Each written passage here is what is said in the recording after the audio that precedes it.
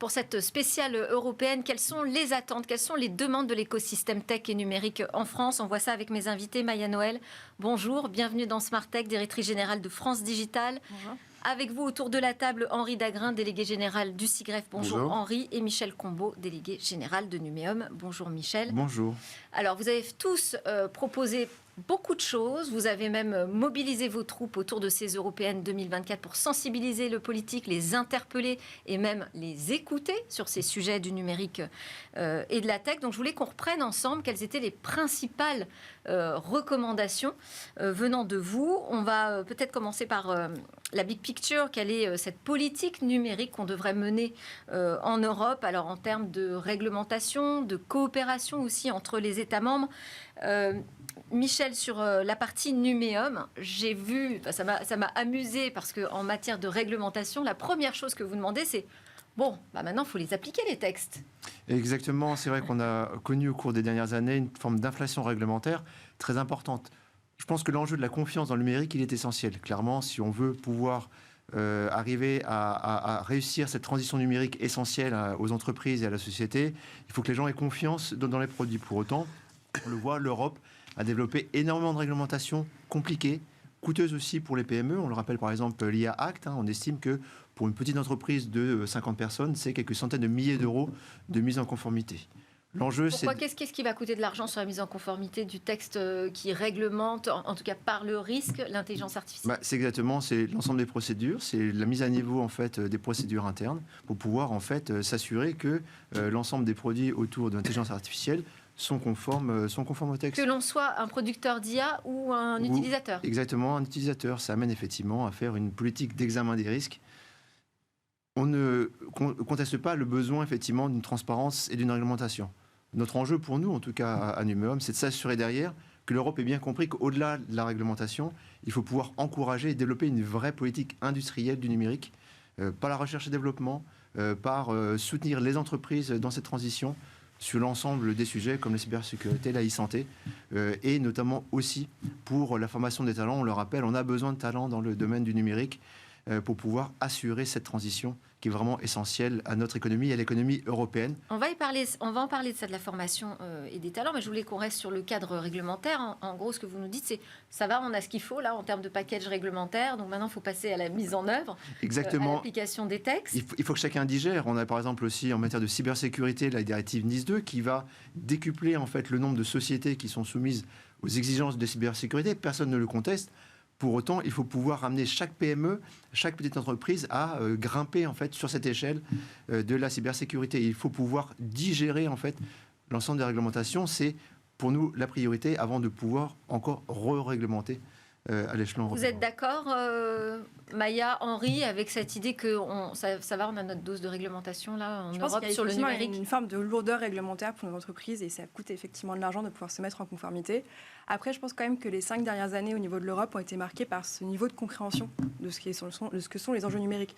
Je trouve qu'un texte comme le DSA ou le DMA, notamment le DMA, prouve qu'on est plus si naïf par rapport à ce qui se passe sur le marché. Situation monopolistique, en fait. Tout à fait. Et ça, quelque part, c'est quelque chose de positif. Mais ce qu'il faudrait faire, en fait, c'est de passer de ce rôle de puissance réglementaire, parce que c'est un peu le statut qu'a l'Europe aujourd'hui, je pense, dans le monde. L'IA Act, c'est assez précurseur d'une certaine manière d'un point de vue réglementaire. Maintenant, il faut qu'on passe de ce statut de puissance de réglementation à puissance d'innovation.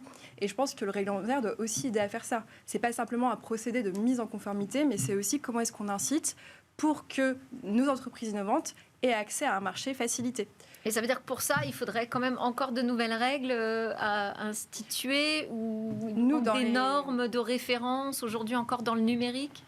Je crois que la politique, et notamment au niveau européen, elle ne peut pas se résumer à des initiatives législatives et réglementaires. On peut faire de la politique autrement. Et la politique, aujourd'hui, si elle ne doit se résumer qu'à de l'inflation réglementaire, c'est plus de la politique. Donc, il ne faut pas laisser aux techniciens du droit le soin de gérer les enjeux politiques au niveau d'un continent comme le continent européen, qui, je le rappelle, c'est 30% du marché numérique mondial. Donc c'est une puissance de marché.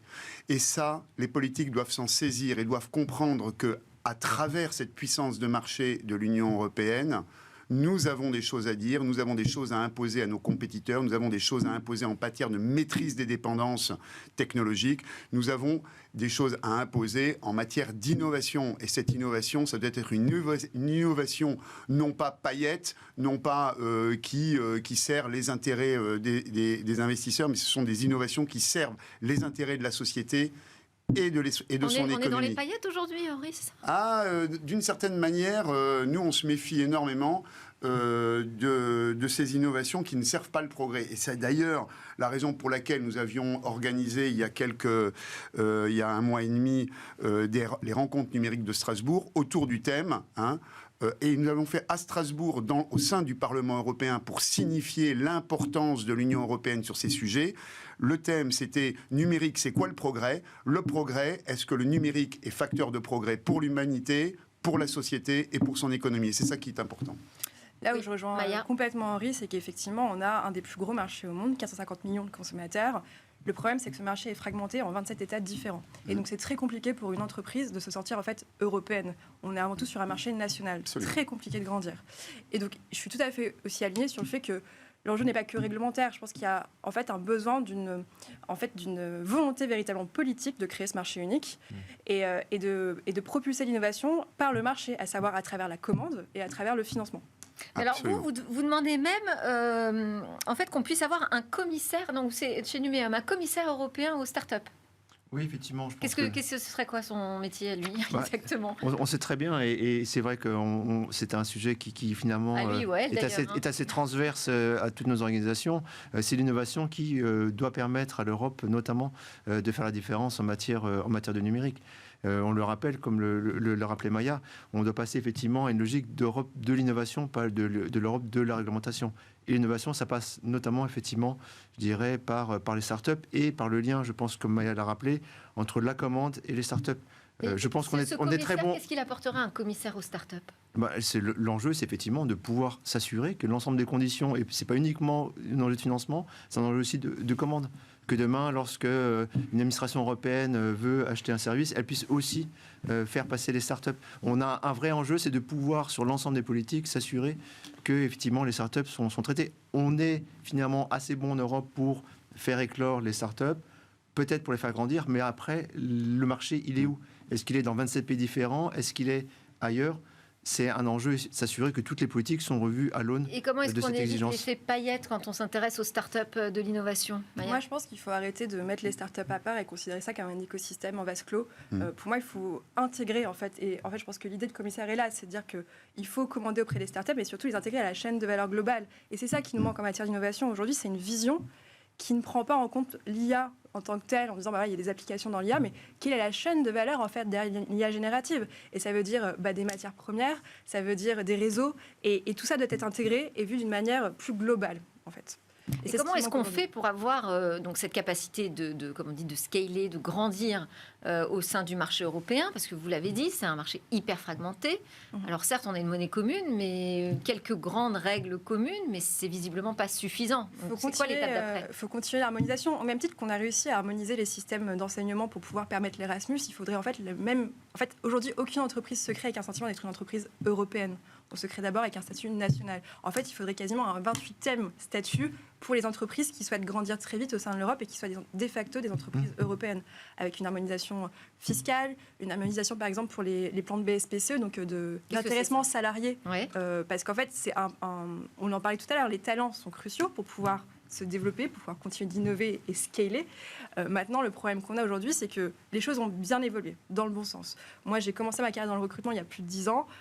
C'était très compliqué de recruter des profils technologiques qui souvent partaient de l'autre côté de l'Atlantique. Et aujourd'hui, ils reviennent, ils se rendent compte qu'il se passe quelque chose en France, il se passe quelque chose en Europe. Maintenant, il faut quand même faire la concurrence par rapport, aux salaires qui sont proposés par d'autres acteurs.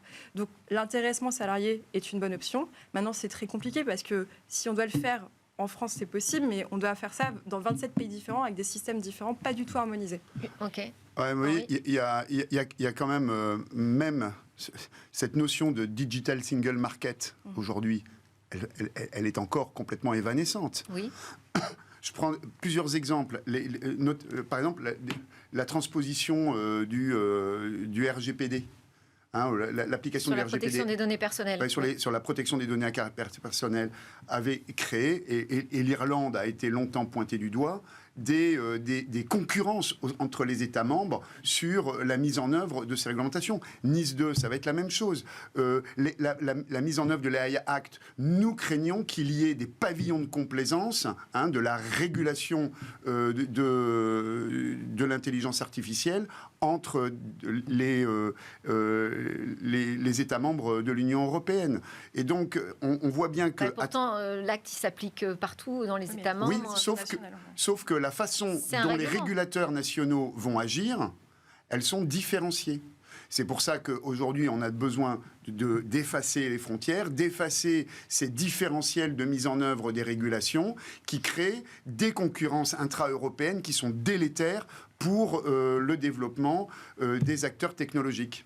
Et c'est vrai dans plein de domaines, domaine fiscal, domaine du droit social, et ainsi de suite. Tous les droits aujourd'hui sont dans des postures de concurrence qui sont délétères pour créer véritablement les effets d'un marché unique européen pour le numérique. Ça a de l'écho, ça, quand vous en parlez aux politiques autour de vous ? Sur transposition, oui. Enfin, je pense que le fait qu'aujourd'hui on soit trop réglementé à la fois au niveau européen puis au niveau national, je pense que c'est compris. Et nous, ce sur quoi on doit jouer, c'est sur notre compétitivité. Et la réglementation, ça nous freine.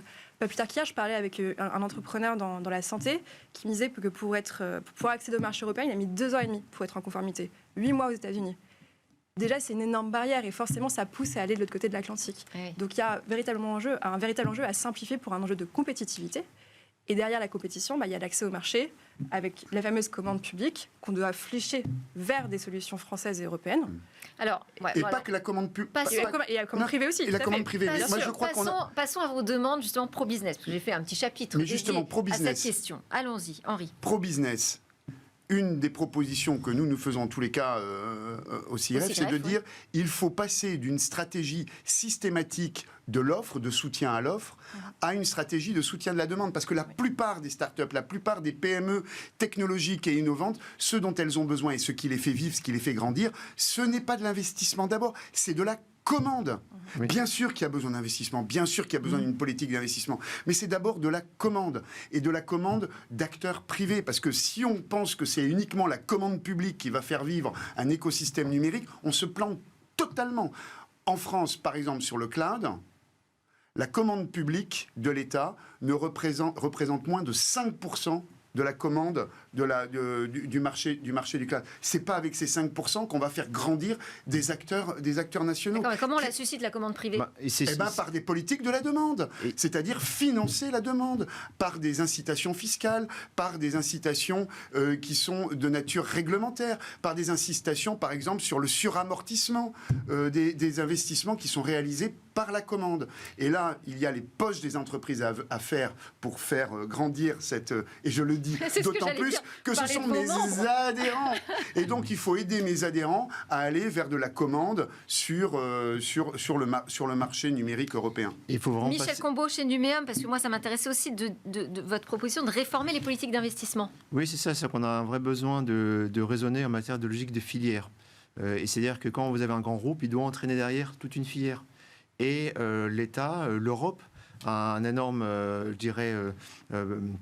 important, c'est de pouvoir aussi, via la recherche et développement, de pouvoir financer toute une filière. Quand demain, vous financez un programme de recherche et développement, on doit avoir un grand groupe, mais aussi derrière, tout un enjeu de filière, des startups aux PME. Les États-Unis, la Chine ont cette logique de filière. Vous avez des conglomérats qui arrivent à agréger l'ensemble de cette filière. Et on doit pouvoir penser filière numérique en Europe et l'investissement. Et quelles seraient ces grandes filières ? L'intelligence artificielle ? Oui, l'intelligence artificielle, la e-santé, la cybersécurité. Le cloud ? Exactement. Le cloud, surtout le cloud. De toute façon, et on peut se raconter ce qu'on veut sur l'intelligence artificielle ou le quantique, si on fait tourner ça sur les machines outre-Atlantique, on sera toujours dépendant. Et c'est eux qui capteront la valeur, in fine. C'est quasiment 80% des marchés de l'hébergement. Et quand on finance une start-up aujourd'hui qui tourne dans le cloud et qui produit des services SaaS, on finance d'abord AWS ou Google Cloud ou Microsoft Azure. Et France Digital, vous parlez de la nécessité de réduire les risques justement liés aux investissements dans l'innovation. Oui, tout à fait. En fait, Et je suis tout à fait d'accord sur le fait qu'on doit avant tout driver la commande privée, mais pour dérisquer cette commande privée, il faut aussi une incitation publique. Et quelque part, le fait que le public montre l'exemple en faisant une commande publique fléchée vers des solutions innovantes made in France ou made in Europe, ça fera un effet de levier. Idem, je pense, pour l'investissement. Je pense que ce qui a permis déjà dans ces dernières années de faire grossir le montant investi, c'est notamment grâce au rôle de BPI en France. Oui. Il y a aussi l'initiative Tibi en France, qui était effectivement le fait d'aller chercher auprès d'investisseurs institutionnels une grosse somme d'argent à flécher dans le capital risque, ce qui a aussi fait effet de levier pour attirer d'autres capitaux.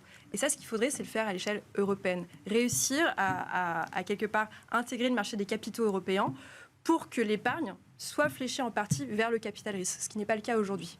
Et ça, pareil. C'est pour ça que vous demandez un vice-président au marché unique innovant. Tout à fait. Le marché unique, c'est à la Après fois le commissaire aux startups, on a le vice-président marché Je pense qu'en unique. fait, les deux se lient. Après, je pense que l'idée d'avoir un commissaire est toujours pour un peu mettre l'emphase sur quel est le besoin actuel. Et c'est vrai qu'en fait, ce qui nous manque, c'est un marché unique au niveau de l'Europe, à la fois pour les commandes, mais aussi en matière d'investissement. Vous voulez quelqu'un qui l'incarne. Puisque les capitaux sont pas intégrés. Aujourd'hui, on a une grosse part d'épargne en Europe qui n'est pas fléchée vers de l'innovation made in Europe. On achète des dettes à l'étranger. Enfin, il faut rationaliser tout ça et réussir à prendre cet argent-là et le mettre là où c'est efficace, à savoir dans l'investissement, dans l'innovation, pour qu'on devienne en fait effectivement cette Europe qui arrête de réguler, mais qui innove et qui est leader d'innovation avec des filières dans lesquelles on décide d'investir massivement et où on intègre tous les acteurs, de la start-up au grand groupe. Et alors aussi greffe, oui pardon. Et ça permet aussi d'attirer même les investissements en France et en Europe. Si demain l'Europe était vue comme une terre d'innovation, une terre où effectivement on peut grandir, trouver ses commandes, les investissements reviendront en Europe. Là on le voit, quand on parle effectivement d'intelligence artificielle, les investissements majeurs ils se font ailleurs qu'en Europe. Et donc si on veut attirer les gens aussi vers nous, pour pouvoir avoir l'ensemble des technologies à disposition, c'est grâce à ces politiques d'investissement qu'on y arrivera. Et encore, ce qui est important, c'est vraiment de coupler l'investissement avec la commande, et je pense que c'est crucial, parce que ce qu'on observe aussi aujourd'hui, depuis quelques années, c'est qu'on arrive à innover. On a quand même des formidables entreprises. Bien sûr. On a des prix Nobel. Enfin, aujourd'hui, on est leader en matière de quantique. Le problème qu'on va avoir, c'est qu'on va réussir à ne pas capter la valeur de ce marché-là, parce qu'on n'accompagnera pas... Attendez, la messe n'est pas dite. La messe n'est pas encore dite. Elle se dit très vite. Aujourd'hui, par exemple, s'il n'y a pas d'incitation des entreprises à se saisir du sujet de l'accélération quantique et de ce que le quantique, l'informatique quantique va apporter comme point de compétitivité à l'économie française et européenne, c'est d'autres qui vont capter cette valeur. Bien sûr. Le fait de développer des ordinateurs quantiques, c'est très bien, mais comment est-ce qu'on intègre ça dans l'économie réelle ? Alors, il y a effectivement soutenir l'innovation, permettre de faire émerger des jeunes entreprises innovantes, les soutenir, les faire grandir. Ce que dit le SIGREF aussi, c'est qu'il faut protéger nos entreprises des fonds étrangers. La captation par les fonds étrangers de nos pépites technologiques. Alors d'abord, on n'est pas le seul à le dire, nous sommes nombreux à le dire, et nous constatons que l'essentiel aujourd'hui de la valeur dans tous les domaines technologiques, progressivement file vers en ce moment vers les États-Unis, et en ce moment il y a même une accélération de ce phénomène. Et si on n'y prend pas garde... C'est-à-dire qu'il faut faire du protectionnisme. Il ne faut pas faire du protectionnisme. Je ne crois pas que ça soit le protectionnisme. Il faut mettre en place des règles extrêmement habiles. Il faut faire de la politique, vous voyez. Il faut faire de la politique. Mais personne n'en fait aujourd'hui. Sur le numérique, oui, c'est pas encore un sujet dont le politique s'empare suffisamment. J'ai plein d'exemples où en Europe, on refuse de faire de la politique, où on se contente d'appliquer des règles de droit. Mais c'est pas comme ça que ça marche. C'est pas comme ça que font les autres continents, les autres plaques géographiques. Elles font de la politique. Non. Je prends 3 exemples. Un exemple, le UCS. Le schéma de certification des services cloud. Aujourd'hui, on refuse de faire de la politique et on se ramène à des règles de droit où chacun ergote sur ce que doit faire la Commission européenne en la matière. Ça, c'est votre interprétation. Peut-être que c'est de la politique, justement, de refuser de mettre une contrainte extraterritoriale. Deuxième exemple, le DMA, le Digital Market Act. Oui. Il y a 10 Digital Services. Il y en a 2 qui ne se sont pas vus attribuer des gatekeepers, où il n'y a pas eu de gatekeepers qui ont été désignés. Et notamment les cloud services. Dans un contexte où en Europe, 3 cloud providers créant plus de 70% du marché, on n'a pas été capable de définir que ces 3 cloud providers sont des gatekeepers, des contrôleurs d'accès. C'est un scandale. 3e exemple, Broadcom.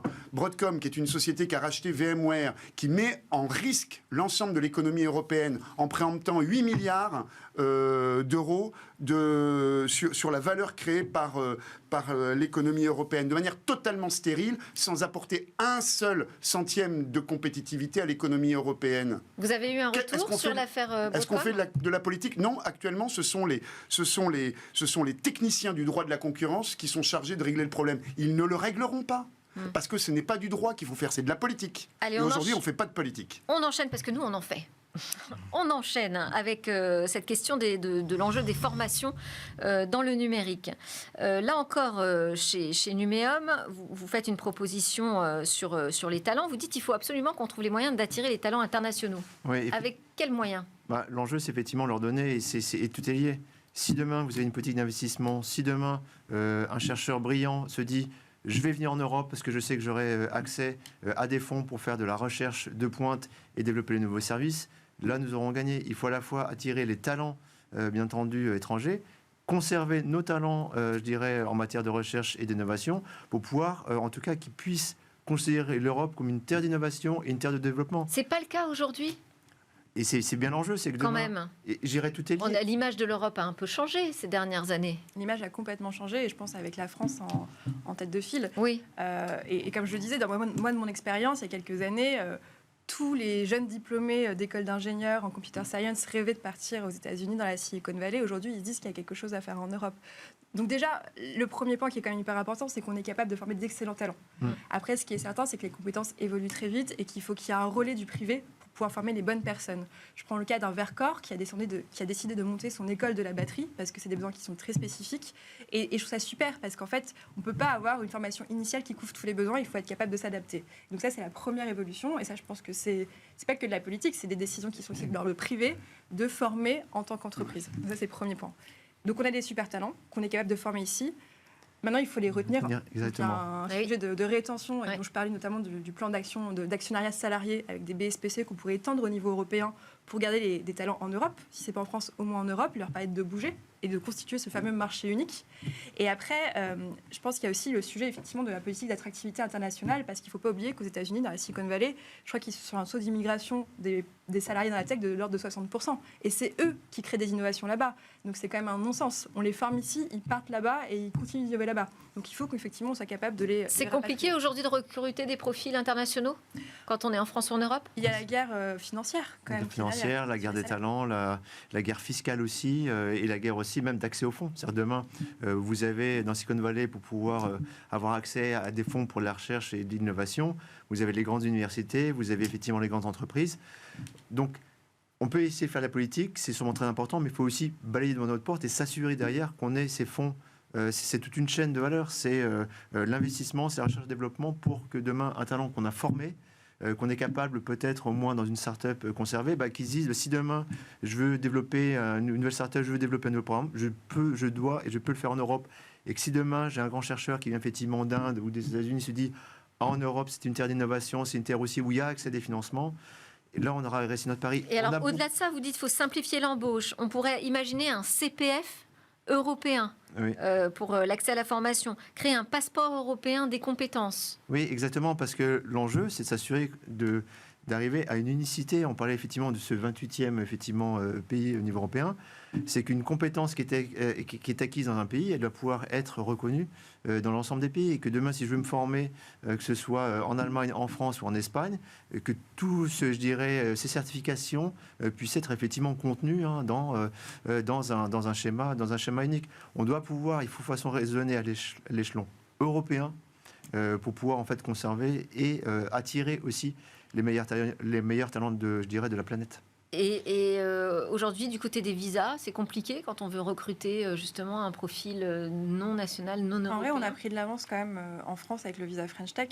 Moi, c'est quelque chose pour lequel j'ai beaucoup milité en tant qu'entrepreneur à l'époque, il y a quelques années. Et donc, ça consiste en quoi donc le visa French Tech, c'est une procédure accélérée quand on a besoin de recruter un talent qui est en tension en France, notamment des profils de développeurs souvent.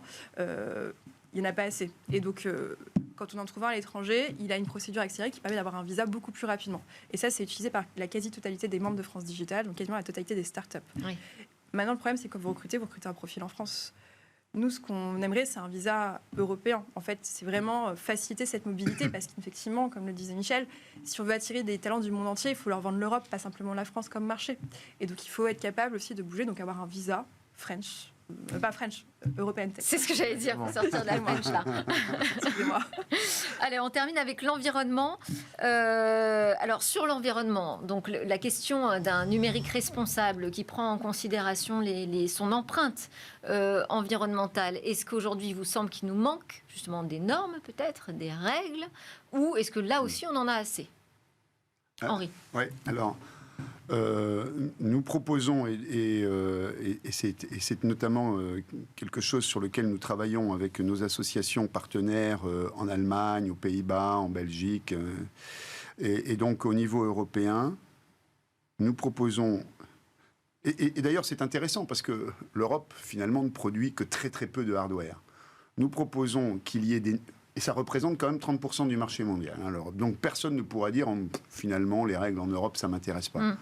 Nous proposons qu'il y ait un développement avec des paliers successifs, avec des seuils d'obligation croissants jusqu'en 2030, 2040, qui permettent d'introduire des normes sur la durabilité des équipements. Alors ça commence à venir, hein, il y a déjà des réglementations qui viennent, sur la réparabilité des équipements, mais surtout sur la recyclabilité. Et là, c'est là où il y aura le plus... sur la recyclabilité des composants de matière compris dans le hardware, c'est là où il y aura le plus d'effet, parce qu'il faut savoir globalement, l'empreinte environnementale du numérique, 70%, c'est dans la fabrication du hardware. 70%. Vous parlez aussi d'une norme d'éco-conception logicielle, pour les logiciels. Alors pourquoi ? C'est pour que les logiciels ne provoquent pas sur le matériel de l'obsolescence artificielle, comme le fait régulièrement Microsoft. Par exemple, le passage de Windows 10 à Windows 11, ça va provoquer la mise au rebut de millions d'ordinateurs à travers la planète. Eh ben, Maya et Michel, vous avez 1 minute pour me donner une idée pour avancer sur ce sujet de l'empreinte environnementale du numérique. On a besoin pour grandir, c'est de talents, de fonds, enfin de capitaux et de commandes. Et en fait, on peut tout à fait inclure des critères d'environnement, de responsabilité sociale des entreprises pour justement pouvoir flécher la commande et flécher les investissements vers ces acteurs-là. Et aujourd'hui, c'est vrai qu'on a un terreau d'acteurs dans l'innovation, dans effectivement l'économie circulaire, dans l'industrie, on a des acteurs de la décarbonation incroyables. Il faut que les investissements et les commandes soient fléchés vers eux. Oui, c'est l'environnement et le numérique, c'est le jeu collectif, c'est l'exemplarité du numérique au service de l'environnement, c'est la transparence. La CSRD va aider aussi les gens à comprendre leur impact. Et c'est collectivement qu'on va arriver à trouver les solutions. C'est un enjeu sociétal, un enjeu économique, et ce qui doit permettre, je dirais, d'avancer collectivement. Merci beaucoup Michel Combeau donc, pour Numéum, Henri Dagrin pour le SIGREF et Maya Noël pour France Digital. J'espère que les eurodéputés candidats nous auront écoutés. Merci.